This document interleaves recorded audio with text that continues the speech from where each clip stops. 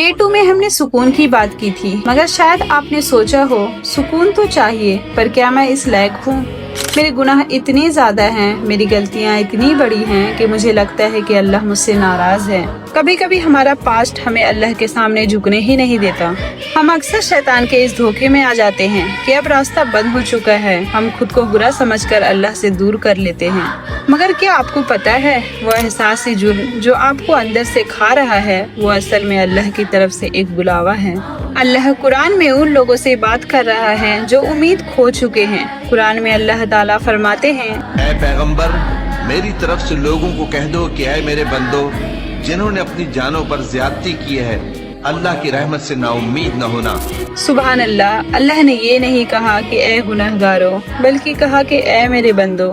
गुनाह करने के बाद भी अल्लाह आपको अपना कह रहा है।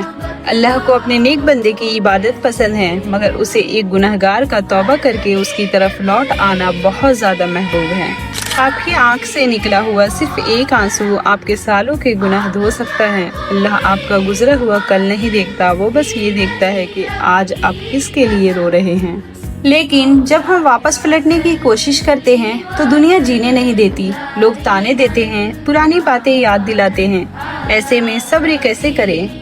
कल का डे 4 उन लोगों के लिए है जिन्हें दुनिया ने थका दिया है। हम बात करेंगे उस सब्र की जो नामुमकिन को मुमकिन बना देता है। इस खैर को आगे जरूर शेयर करें, शायद किसी टूटे हुए दिल को उम्मीद मिल जाए। कमेंट में अस्तगफिरुल्लाह लिखें और इस सफर में जुड़े रहें। अस्सलामु अलैकुम व रहमतुल्लाहि व बरकातुहू।